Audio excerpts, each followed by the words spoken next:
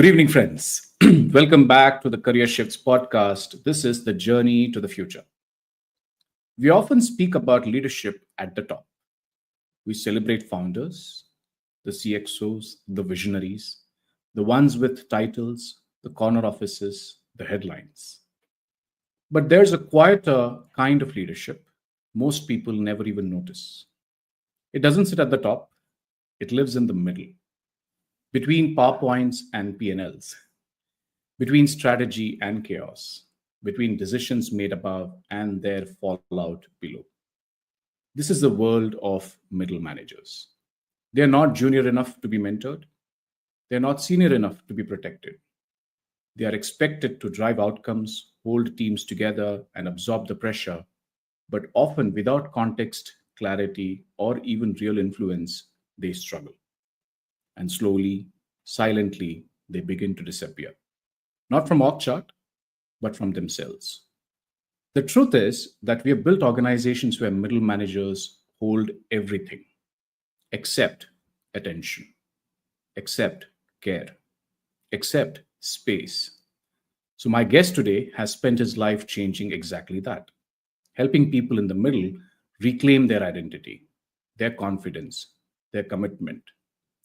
Bimal is one of most trusted executive coaches, has spent his lifetime in HR, founder of Center for Leadership, and author of a deeply timely book called The Middle Muddle. What makes Bimal rare isn't the fact that he coaches, the fact that who he coaches and how he listens as well. In the rooms full of noise, he creates silence. In the leaders full of doubt, he creates space.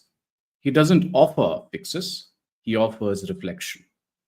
So, in this conversation, what we're thinking that we will explore is the invisible load of the middle management, how organizations systemically neglect the very layer that they should ideally depend on, why coaching isn't about performance but presence, and what does it really take to lead, not from the top, but from the center. So, this isn't about a conversation just about work or future of work. It's about worth and the quiet battle so many leaders are fighting all alone. Bimal, welcome to the show. How are you doing? Thank you, Gopal. Thank you for inviting me and that kind introduction. And lovely to be here and sharing, my views and hopefully, uh, you know, uh, go out to your audience in a way where it makes sense to them. Yeah. Absolutely. I think, as we spoke a few weeks ago as well, Bimal, for me, this is more like a mission than a passion project now. The idea is to bring out conversations that matters the most to people, the challenges that people go through, but often don't speak about. And I think through perspectives from leaders like yourselves, I think it would really help not just individuals to reflect on what can they do differently, but also organizations may learn a thing or two about what they need to do differently as well. And I think that's what we would want to spend time on discussing today.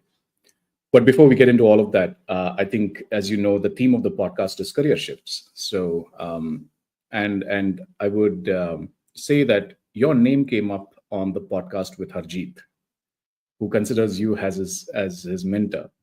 And I was listening to his podcast a few months ago and just trying to put together a summary of what came out of that episode, and your name Mhm. came up. And I thought I should reach out to you and ask you if Sure. you would be keen to speak.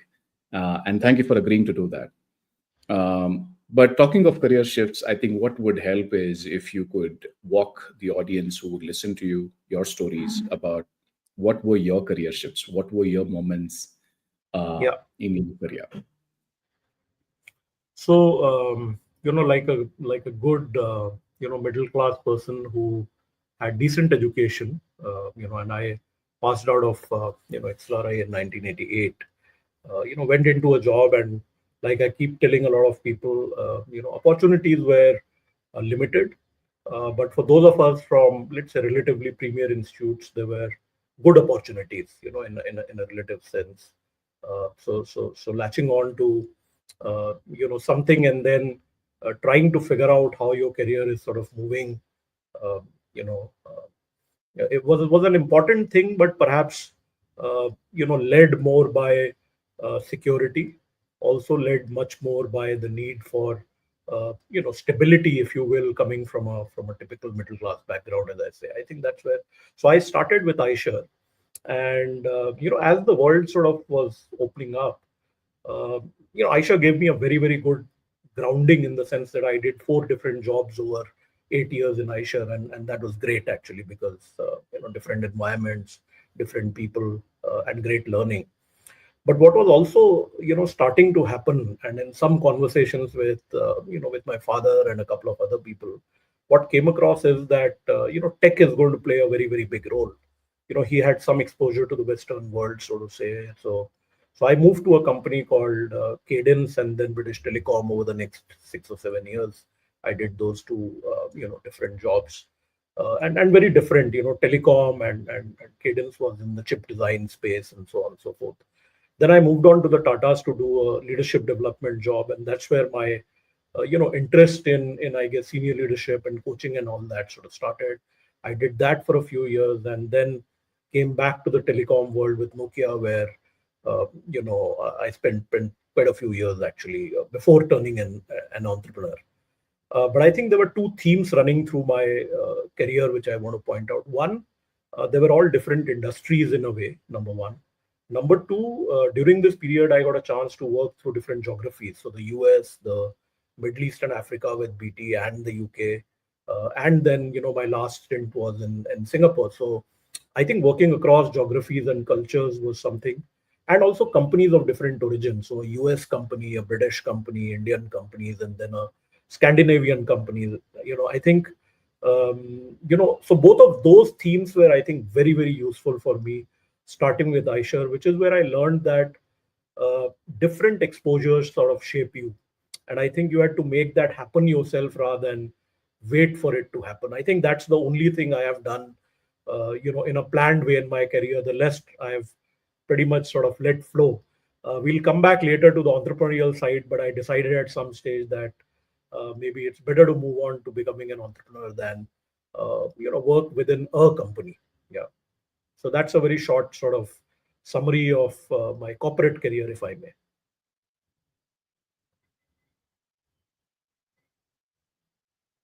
Sorry, Gopal, looks like you're on mute. Sorry. One of the things that I really admire about the fact that the careers were so different in the past was the variety of experiences that we had, not just from the kind of work that we used to do, but for also the opportunities that we would typically get of working from other countries. Now that's something that has become slightly rare, given all that is happening Yeah. in the current geopolitics. Workplaces, of course, also have evolved quite a bit. The nature of work also has evolved quite a bit. So the kind of roles that we used to play when, I'm sure, when you passed out your Excel and came out into the organization, the kind of expectations that you had about getting into a particular role versus the expectations that people have today out of coming out of Excel are very different too. So I don't know if there is an answer to this in terms of is it changed for good or changed not for good. But I think things have evolved. If I can reflect on that. Yeah. Yeah. Certainly. Now, Bimal, one of the things that I think happened during your journey has been two different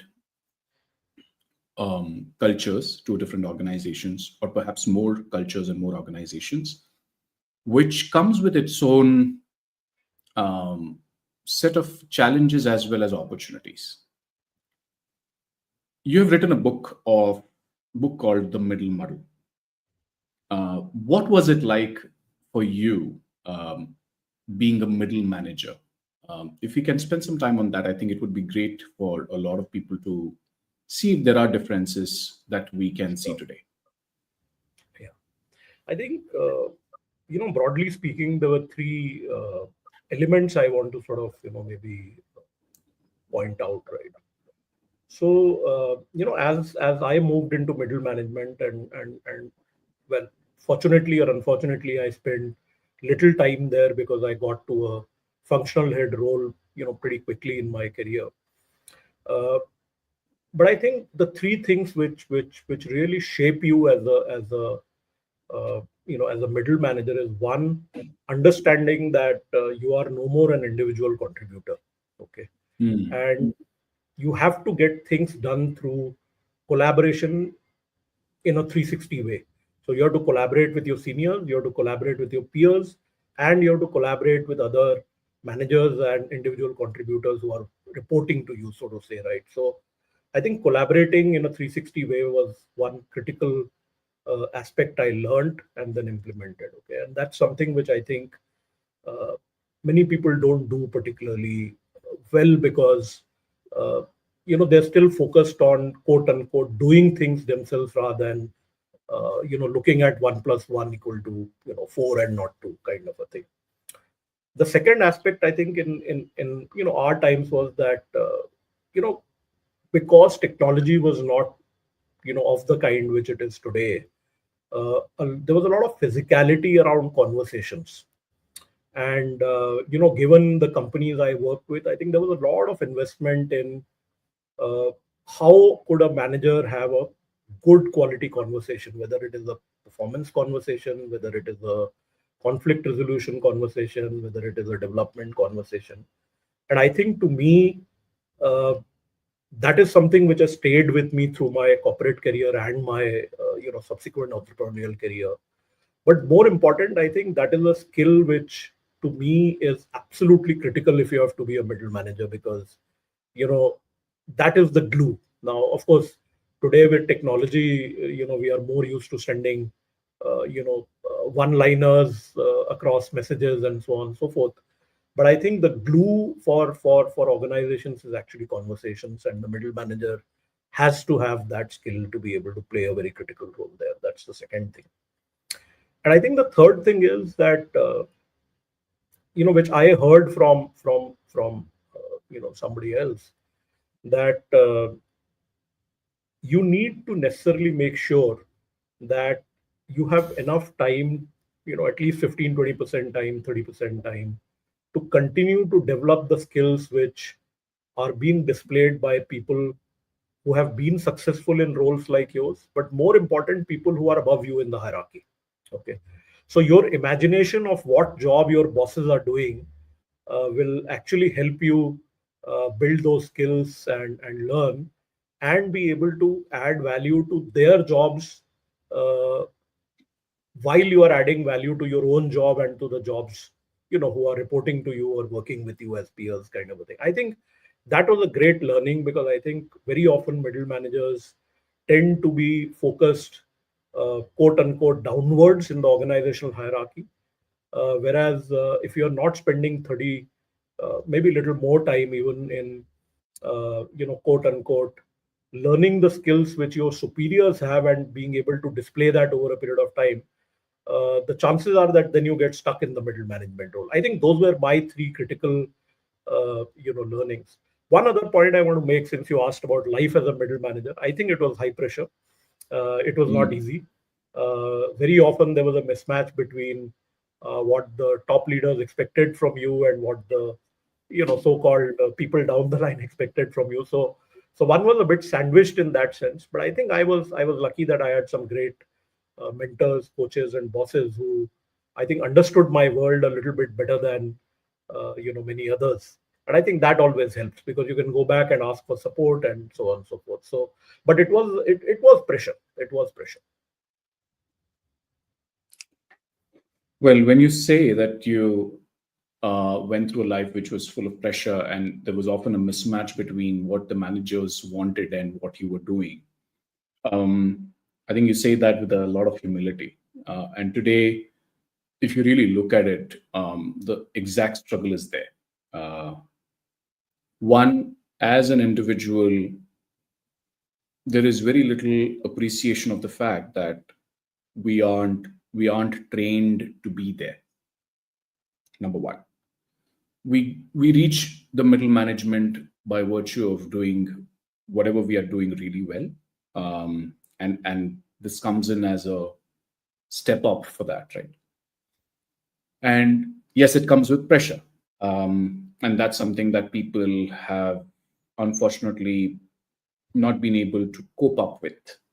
And it could be, I mean, there could be several factors. I mean, Hmm. a lot has changed between when you were the middle manager to what it is today to be a middle manager.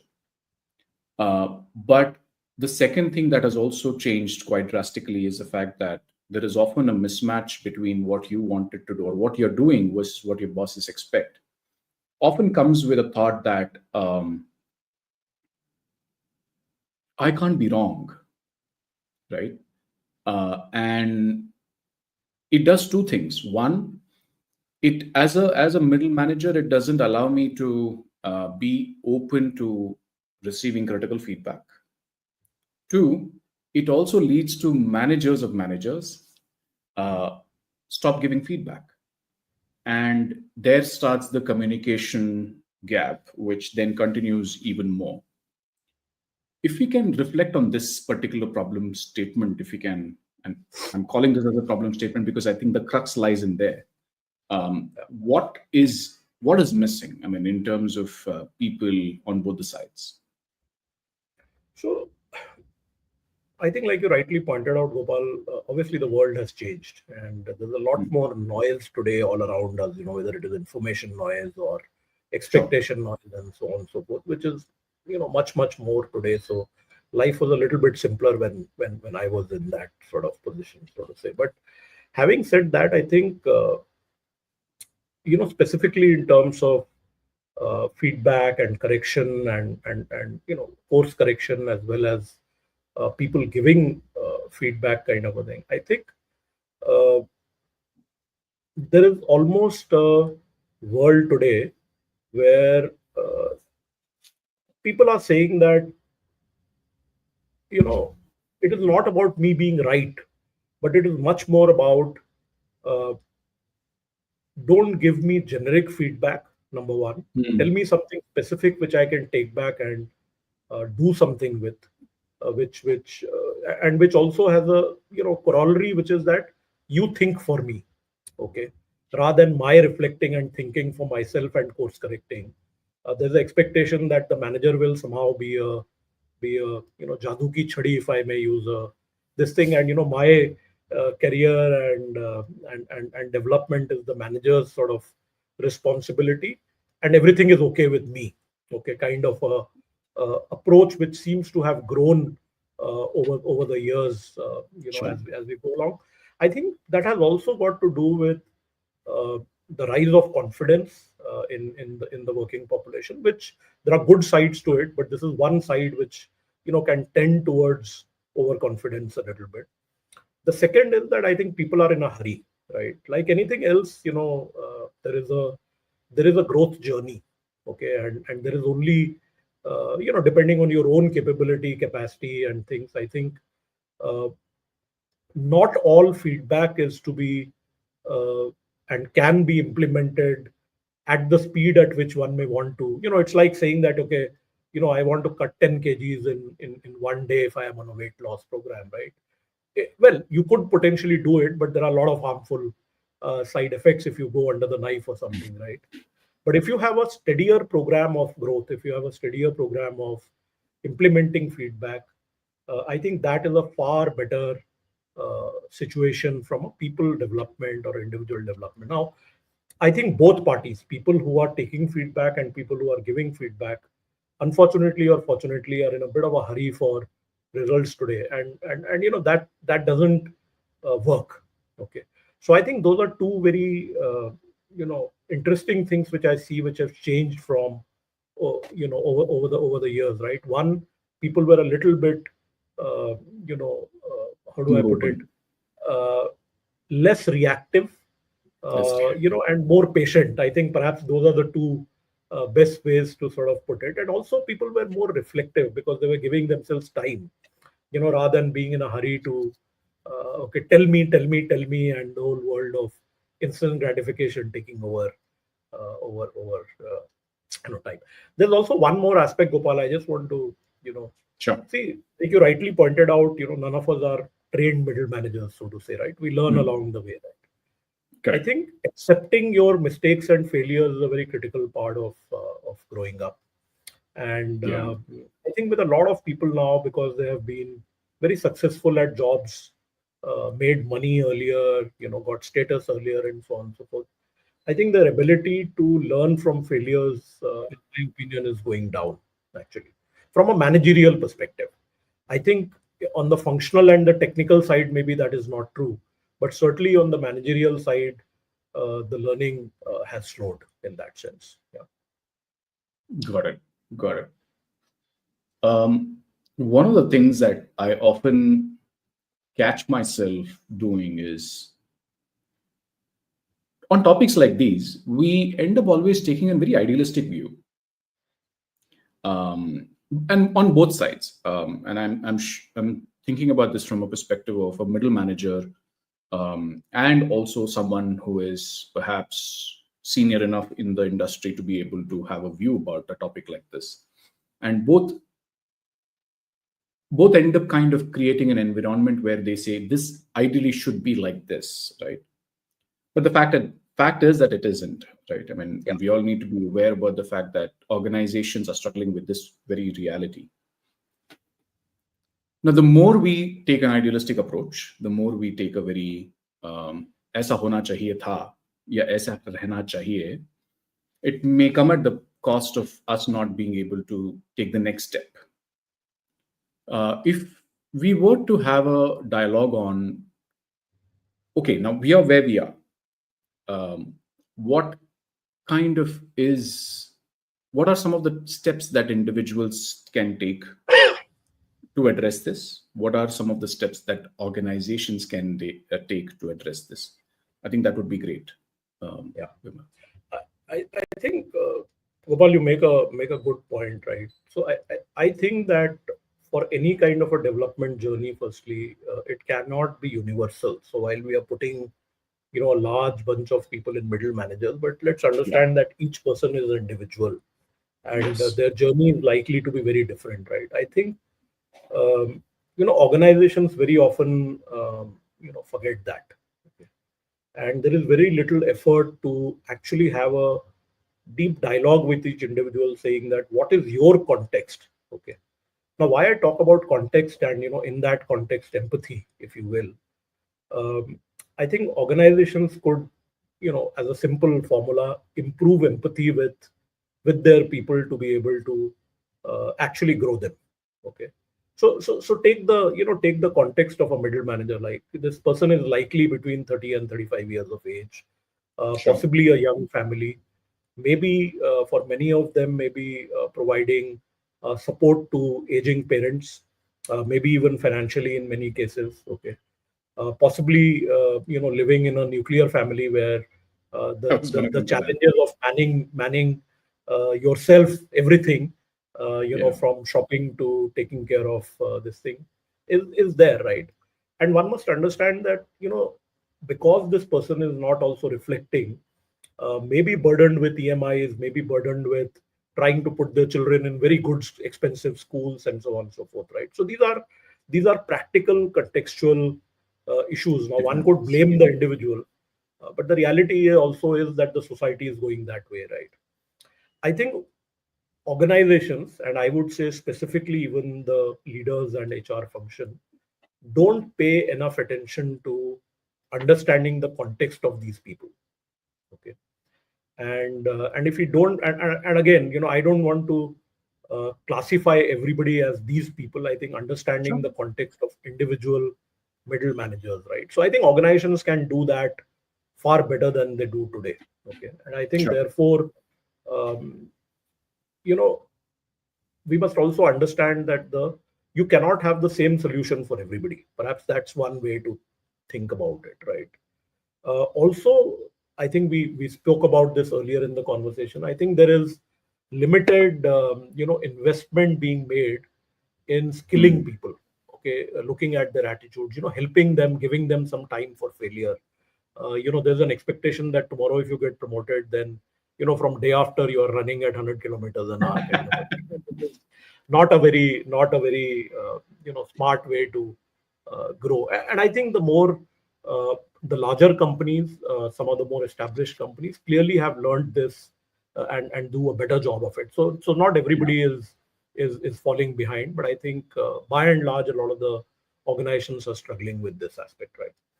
From an individual perspective, also, if I flip the coin, right, I think individuals need to be very clear about what their context is, what are the pressures on them, and what are they willing to give up.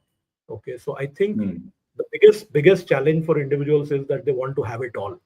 They want to have lots of income. They want to have a great job. They want to have a great manager. They want to have a great organization. They want to get promoted every 2.5 years. They also want to be able to take care of their parents and children and extended family and attend every single marriage function and so on and so forth, right?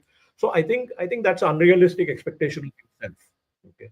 So when I coach people who are in that sort of age group and growing, I often tell them, create a long list of what all you want from life in the next 3 to 5 years, and then start knocking off what are you willing to live without. Because if you try to do everything, you will burn out Yeah. very quickly. It's just not practical. And I think Yeah. you want to have a particular kind of job, you want to work in a particular function, you want to have XYZ. It's not going to happen. Okay. And I think the last bit I want to say there is that uh, organizations are organizations. Employees and managers are one stakeholder, but they also have other stakeholders. So there's the financial market, there are financial stakeholders, there are Yeah. XYZ and so on and so forth. So they are also trying to manage expectations. Very often, if uh, uh, if the middle manager understands that I am not the only stakeholder in this game, their ability to make decisions within the organization, and sometimes even choosing to go out of the organization, actually becomes better. Because otherwise they get emotionally scarred sometimes by giving too much to the job and the organization, if I may call it that. Yeah. So Yeah. understanding that is a very, very important aspect. Absolutely. Absolutely. No, you're right. I mean, I think at the end of the day, we need to figure out a way to um, firstly list down what all do we want and knock off what we don't want. And you mentioned a very interesting point about burnout. Burnout is something that people often cannot. It's not a tangible thing, right? I mean, I don't know how does it feel. Um, it could manifest in many forms for many people, Yeah. right? Some it could be fatigue, some it could be health ailment, some it could be purely fogginess in terms of their inability to think, perhaps. Um, Plus, in the complex family setting that we are all living today, that than what it was in the past, where we are living in an extremely so firstly, in the last 20 years, there has been a lot of migration that has happened, Yeah. which means that it has given rise to a lot of nuclear families because parents have chosen to stay where they have been. And that's the reality that we all need to be aware about. Costs, as a result, have gone up significantly. Rentals are at all-time high across the cities. Even if you were to buy a house in a city like Mumbai, it's unimaginable. All of that puts undue stress and pressure, right? Yeah. Not everybody can be a Sridhar Vembu to work out of a very small town and run a multi-million dollar company from wherever he is. Uh, I mean, of course, he would have reached that stage after having done a lot of things in his own middle manager days as well. Mm, mm. Um, if we were to talk about burnout a little bit and talk about it from a perspective of two important stakeholders out here, Mhm. one the middle managers and one their managers as well. What does burnout look like? What are the symptoms? How do you know that you're facing this burnout? And how do you negotiate yourself out of that situation? Yeah. Yeah. So I think let me come at it from an organizational perspective first, or the Yeah. the manager of the middle manager or senior leaders. I think the sign of the burnout very clearly is when you can see that members in your team are not putting in what I call discretionary effort. Okay, so Hmm. somebody who's very motivated is willing to work on projects outside of their work on a regular basis, kind of a thing, is starting to you know sort of slow down, maybe not take as much interest in things, etc., kind of thing. And interestingly, also exactly the opposite way around, which is that somebody who's putting in too much effort, somebody who's putting in almost too much energy, into a job, and you realize very quickly that this person is not perhaps living a very balanced life. Okay, they're almost giving too much to their job, right? And I think the second part is where organizations and managers very often miss out, because they're very happy that they're getting a person who's working 18 hours a day, 12 hours a day, and so on and so forth. But they miss out that the burnout is around the corner, because this is not a sustainable sort of a this thing, right? The flagging off and the slowing down is easier to sort of I do observe, if you will. But again, many leaders and managers, rather than playing their role of figuring out, what's bothering this person and how they could take the performance up, very often sit behind the process that, okay, this person was 5 on 5 or 4 on 5 in my performance appraisal last Or year, 6 and 5. this year, or 6 on 5, and this year they are like 3 on 5 or 2 and 5, and I have an organizational process or something to deal with it and get a better person. And uh, given since the 90s, I think one of the easy ways of, if I'm using this, and many managers and leaders may not like it, uh, the average leader and manager is very happy to hire another person as against develop an internal person. Okay, the Yeah. very the solution seems to be always, let's hire another guy with a different set of skills, right? So, or a different. But I think the to go back to the burnout issue, I think the signs are very often very subtle in the early stages. But you can, if you are an observant leader, you will be able to pick those up, kind of thing. I think the other is that if you, for an organization and for a leader, I think if you are generally a trustworthy leader and you are able to have good quality conversations with your people, people generally will come and share. My experience has been that with great managers, uh, the and why they are great managers is that people will come in and say, boss, there's just too much work on my plate. I'm not able to handle my family side. I've had a baby and I need to just change my work hours. I just had a case where somebody is now working 11 to 8 instead of 9 to 5:30, because they have a young baby, and they've been able to work that, to your point about negotiating with the manager, that I'll still put in the hours, I'll still come in, but I need to take care of my baby until the caretaker comes in, and so on, so forth. So there are practical ways. But I think the binding factor, Gopal, from an organizational point of view, there is that, are you trustworthy enough for your people to come and have a dialogue with you and share, and then you can find a solution. But if the sharing is not happening, then there's a challenge. Okay, so that's on one side of the table. And I if I were to talk about one single factor from a managerial and leadership, trust would be that factor, right? Which would then enable dialogue and a solution, right? On the individual side, I think what we spoke about earlier, that one is, what are you willing to give up? But I Hmm. think very often in my coaching work, I also ask the question that, what price are you willing to pay to get this? Okay. And I think very often people underestimate the price of uh, not burning out, right? They would say, no, no, but my peer who also passed out in the same batch has already got promoted in the other company and I'm falling behind. But you actually don't know what cost or price that person is paying to have that, right? I'll just take a case in point, right? So I was talking to somebody, and person is a from a premier institute, marketing person, about 14, 15 years in the job, has done reasonably well by any standards. uh, but whenever you talk to him, the comparison is with one of the pass outs from the same college and from the same batch, Yes. saying, but she's already become a general manager, and I am whatever, XYZ, etc., etc. And uh, you know, over time, he's also realized that this person, and I think the penny dropped when she suddenly realized that this person is living away from her children and husband for the last 7 or 8 years. And we got into a dialogue, and I asked him, "Are you willing to do that? Stay away from your spouse and the children for an extended period of time, if and then give it 18 hours a day to your job or 14 hours a day?" And he said, "No, I'm not willing to pay that price. So I'm okay now. That if she's willing to pay that price and live that life, then so be it. But I'm not willing to pay that price or cost." So I think the question around burnout, Gopal, happens when I think people are unable to make a decision or reflect on two aspects, as we spoke, right? One, the aspect of what am I willing to give up, and two, the aspect of what is the price I am willing to pay, whether in terms of health or family or time or whatever it is, to get something which is very important to me.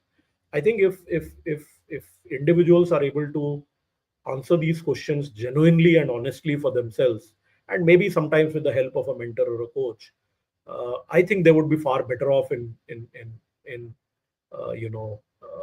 avoiding burnout. Let me say that. Yeah. You brought in a couple of very interesting inputs, and I think as you were talking, I was reflecting on this as well.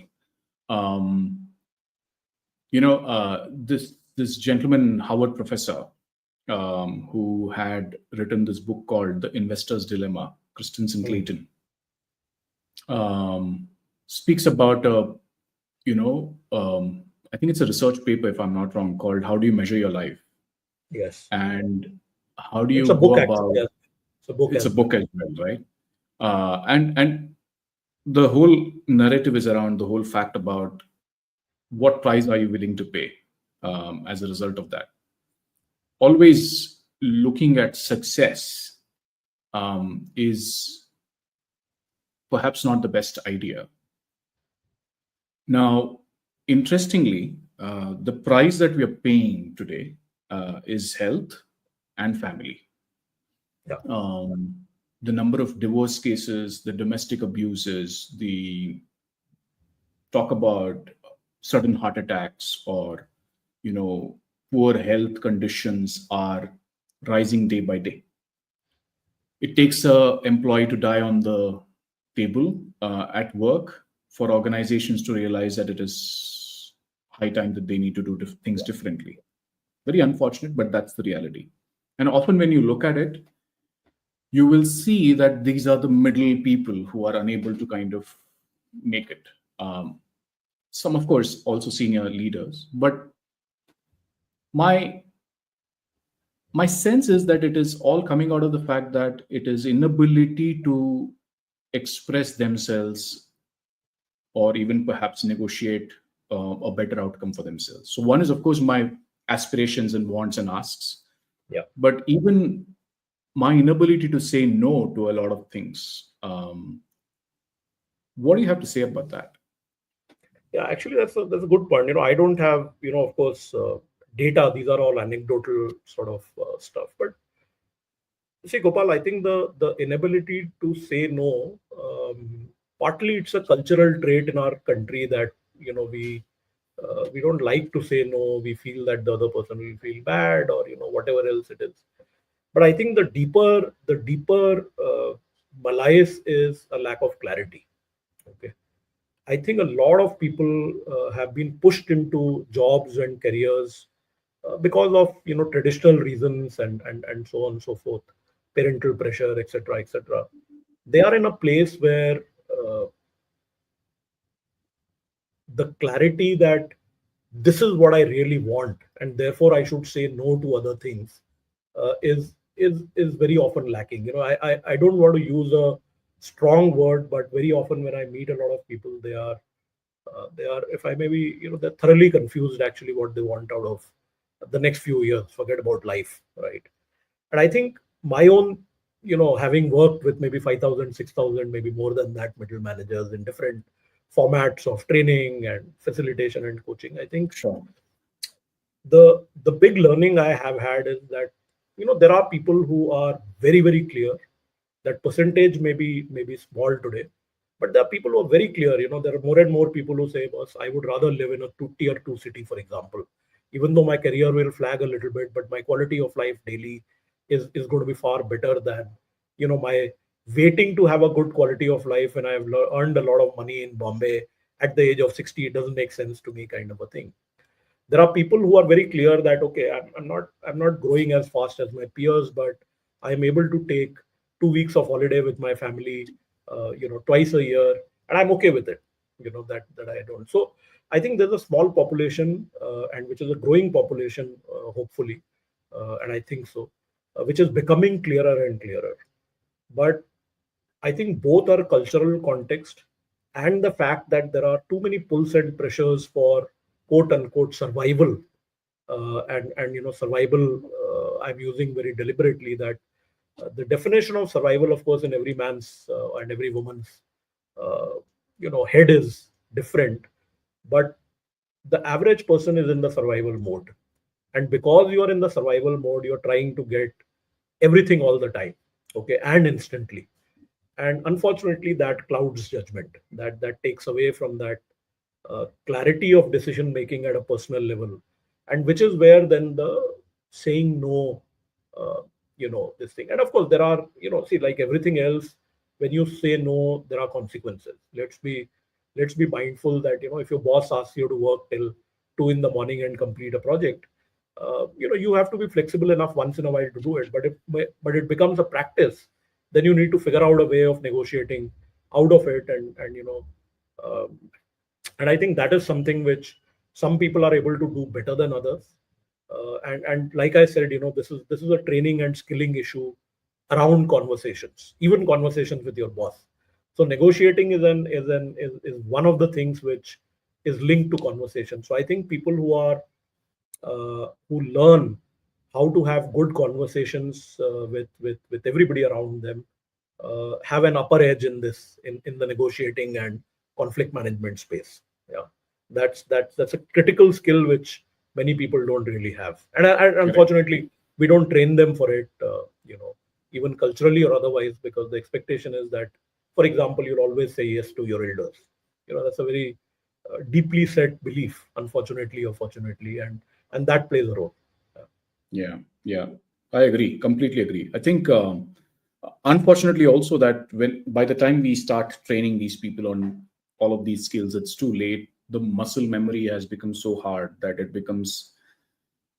it takes a lot of unlearning for them to be able to learn these new traits and skills. I want to I kind would, of I would, touch. sorry, Gopal, if I can Yes. just stop you for a minute. I think, the other aspect of this is about, courage. And I'm using courage Hmm. in a very specific thing of saying no, Hmm. because, it takes a little bit of courage to say no, depending on who you are saying no to and what you are saying no to.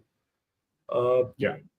but I think the average manager or the average employee is very often, uh, the question in their mind is about what will happen if I say no, Yeah. and the courage to Yeah. live with saying no is the other aspect. Which so I so I am often, when I coach people, I tell them that, uh, what is the worst that can happen if you say no, or if you choose a different path, or if you Hmm. make a decision in a particular way. So what's the worst that can happen? And if the worst is not as bad as you imagine, and like, I think, I don't know who said this, but somebody said this, one of the ancient philosophers, that very often the imagination is often the one which is a harsher outcome than in reality. So the reality is Yes. much less worse than what you Yes. imagine. So I think, that courageous element I wanted to point out, because if as a working professional, you don't have enough courage to say no, then unfortunately you will go through life, a very troubled and burnt out individual, is all I can say. Very true. Um, I think it's also a lot to do with conditioning and perhaps even the history of 200 years that we don't want to talk about on this one. But Hmm. it is coming from there. I think there is a lot of fear of failure, fear of being judged, the complexes and the traumas that we live with.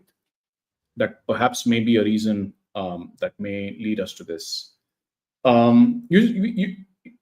You when you're talking, I think you spoke about a very interesting fact that,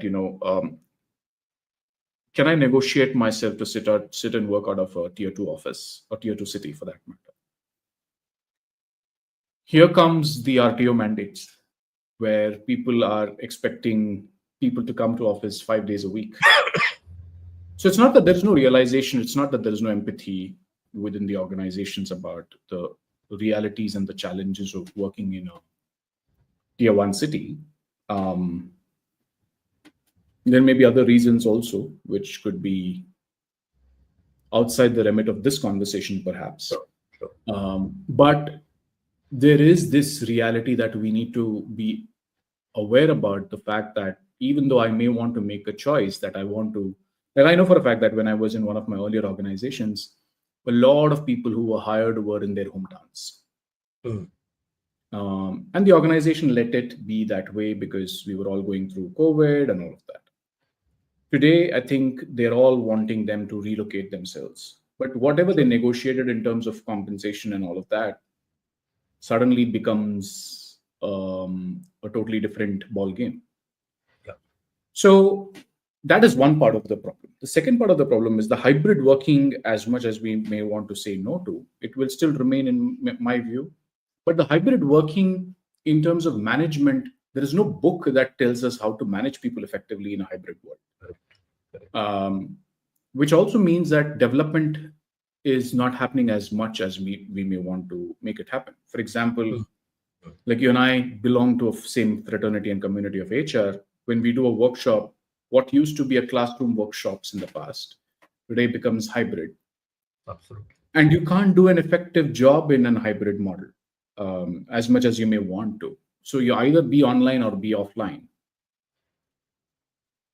What is it that we as HR professionals need to learn? If I can say, I mean, this goes across the whole seniority and juniority levels. What is it that we need to learn to ensure that we remain smarter about and aware about the challenges that middle or senior management will face because of this reality? So I heard two different questions, Gopal. So Yeah. let me answer that. Right. So the first one was much more about hybrid working and so on and so forth specifically. So I think when I am talking about individual choices in tier two cities or in smaller towns or whatever, I think it also means that if you have chosen to stay in a tier two town and your organization is pushing you to move to a particular location or a tier one town or city because they don't want hybrid working for that role, I think you have to be very clear in your mind that you're willing to give up that role and look for something else, right? I now know people that who are very clear that I want to stay with my parents and my family in, let's say, Indore or a Bhopal or a Raipur, and if this company doesn't want me, then let me find something else to do. Okay, and I think that takes that's a bold decision to take, but Yeah. many of them are actually finding a lot of success, particularly with, in fact, I know somebody in and I took the name of Indore.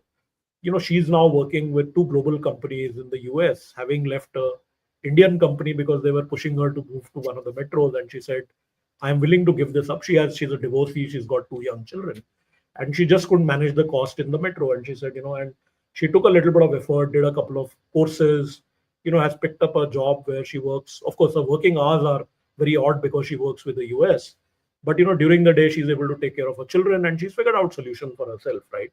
And I think people are figuring out those solutions. So I think that there's a positive trend. I think more and more people are doing that, right? So, but uh, why I'm saying that is that when you are saying that I want to be with the same company, the company has a rule of working in a metro, and I want to work in a tier two. I think then you're wanting both again, right? So you have to make a choice, okay? And that's the point I was wanting to make, right? So that's anyway on that. I think on the second part, Gopal, as you talk about the HR folks and across the levels, what we need to learn or possibly how we want to think about this whole thing of the new work world or new world of work, as many people call it. Uh, I think the core is about designing the organization, And when I say designing the organization, it is about, should you have a hierarchy and job descriptions and job roles exactly the way they were in your earlier system? That includes things Very like, well said. where should the job be sitting? Do you really need a permanent person? I very often in my consulting kind of work tell people that, okay, you've got 10 AGMs or DGMs or senior managers or whatever. Can you come back and tell me that, do you really need all these 10? And what are they doing? And can you recraft it to maybe, relook at the whole organization design and therefore work? I think why I'm saying this is, two aspects, Gopal. One is that I think modern organizations will necessarily require uh, new ways of organizing ourselves in terms of organization design. But more important, if you go back to the concept of flow and Mihaly Csikszentmihalyi and so on and so forth, I think people derive satisfaction out of what they do much more deeply than we people are in flow when their capacities and capabilities are in line with the challenges they are facing, right, in terms of work. So we have for many years now not paid enough attention to work design. So I'm saying that Mm. org design and work design is something with HR people need to go back to and maybe implement in their organization, so that many of these issues about hybrid working, job satisfaction, making sure that people are providing discretionary effort of their own rather than looking for other avenues for job satisfaction. I think some of these issues are addressed, including the link to compensation and rewards and so on and so forth, right? So that's one.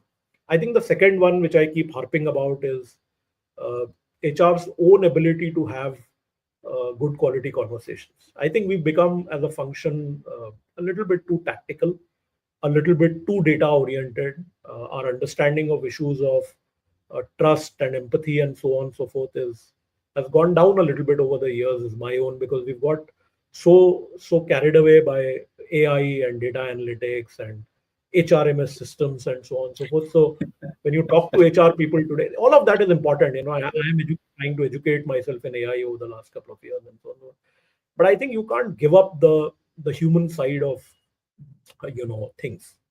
And my own personal view is that HR people themselves need to first learn, quote unquote, the meaning of trust. How can they be trustworthy? How can they have a good dialogue? How can they build trust in organizations? I think those are, how can they build more empathetic leaders and so on. I can keep going on and on, but I think to me those are the two very critical things as far as so org and work design, and this whole aspect of the softer skills, if you will. Again, the core being building trust. Yeah. Sure. I think the whole topic of HR would need a separate roundtable podcast where we'll need to bring in different perspectives. Yeah. Two questions, Bimal. First one being, if someone is listening to you today and he or she is a middle manager, what would your advice to them be? What should they be walking away from this conversation? Yeah. I think two things. One is that actually three. So one, I think they must reflect on their own context, their own journey very deeply. That one, where are they? What are their needs and aspirations? And therefore create a practical path, at least for the next 3 to 5 years, for themselves. That's number one. Number two, I think very, very important to try and identify good managers, mentors, and coaches to work with, because I think you can't take away the value of, quote unquote, experience and wisdom, right? And trying to do it all yourself and not asking for help, I think is a bit of a mug's game, if you ask me personally. And I think there are enough people out there who are willing to help, and I think people must learn to ask for help. Okay, that's the second thing.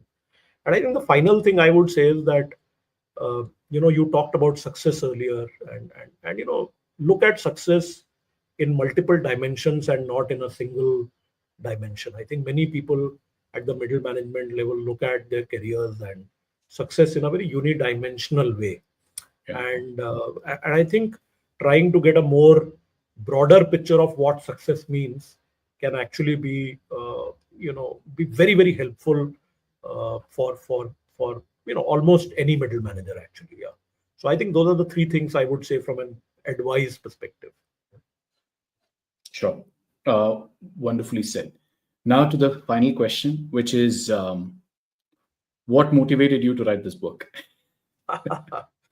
Yeah, I think that's an interesting question. See, when I became an entrepreneur in 2010, so it's like 15 years from now, and started Think Talent, and went through the whole journey. I think I realized that companies were making, if you look at their budgets on the development side, particularly, there was a lot of investment on top management. There was almost Sure. a lot of investment also on the early management or early, so graduate engineer programs, management trainee programs, and conversations were mostly around those. There were very, very few conversations about, this whole middle space. Okay, so that was one primary reason, and you could almost, when you met people at that level, people would come up to you, and and very often they would be almost in anguish that they don't have a path, and the company is not investing in them.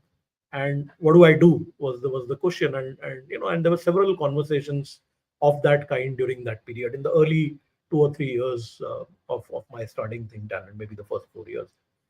So that was one reason. I think the second reason was a more uh, conceptual one, if I may call it that, right? I believe that the future of organizations, and I believed for some time, and it's starting to come true now with AI much quicker, are going to be Sure. flatter, and uh, the definition of middle manager itself is going to change dramatically.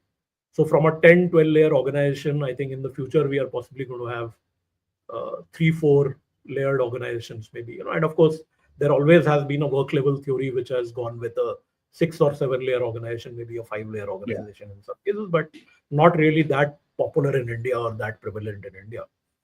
So I think a lot of that focusing on that place has come from the fact that the future of organization design is going to be very different, and if we don't deal with this large set of people who are today sitting in the middle, we would be doing a lot of disservice to our people. Okay. So I think we need to find answers. I'm not saying that I have a lot of answers, because things are evolving every Yeah. day actually these days, and weeks and months. But clearly there's a lot more attention which needs to be paid there in that space. Yeah. Well, with that, I have a small section called Rapid Fire, Sure. which I would like to quickly start as well. Um, if you were to really look at one thing that is killing managers today, what would that be? Conversation skills. Conversation skills. Okay. Coaching is an art or a science? It's an art. It's an art. Okay. The biggest myth about leadership in general? Uh, it's that people mix up between leaders and leadership. Leaders can be in any position anywhere. Very often, leadership is confused with the position in the hierarchy, and that's not true. Leaders are everywhere at all levels in organizations. One word that defines your coaching style? Mm, Challenging. Okay. And future of work in one word? Unpredictable. Very well said. Well, Bimal, before we wrap up, any final thoughts for people listening into this?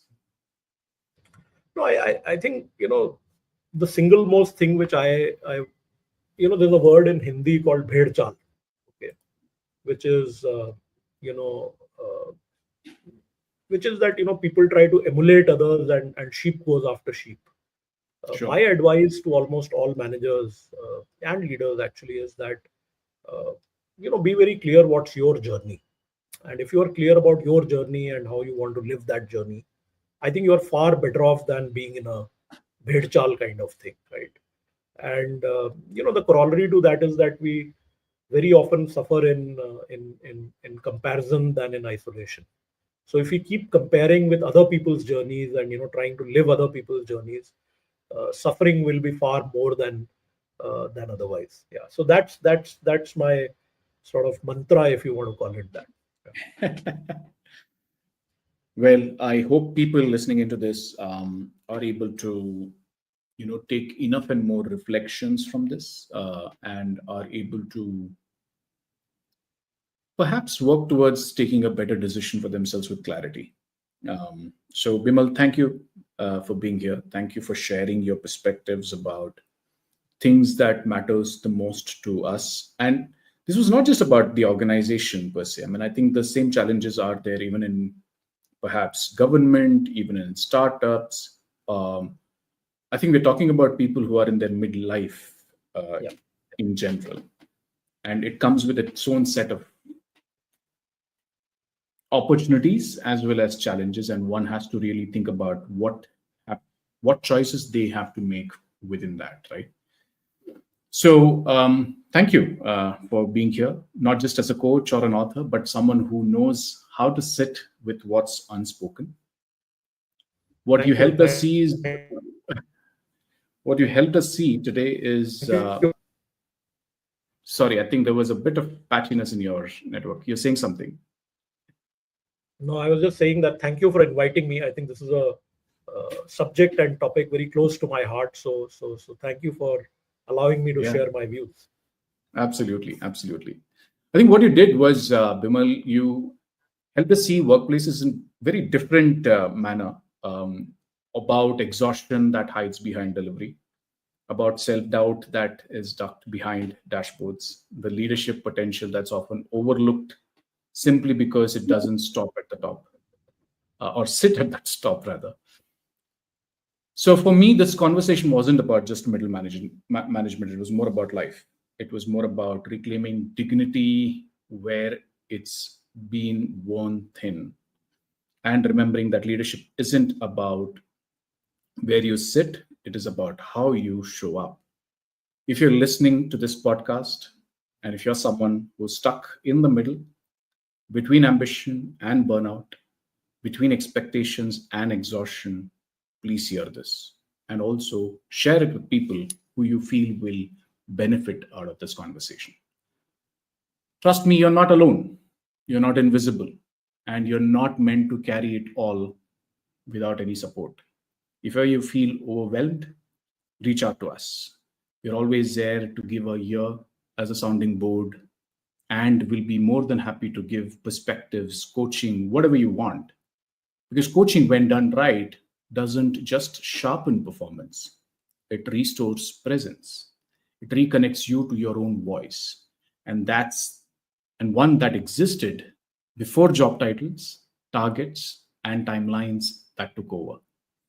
Bimal, thank you for your time today. And for everyone tuning in, whether you lead teams, coach leaders, or quietly navigating your own turning point, I hope this episode offered something deeper than answers. A moment of recognition, a moment of breath, a moment of space, and the reminder that middle isn't always broken. It is just waiting to be seen. Thank you for being here. Until next time, stay steady, stay aware, and keep walking towards the future that feels more human. This is the journey to the future. Thank you so much.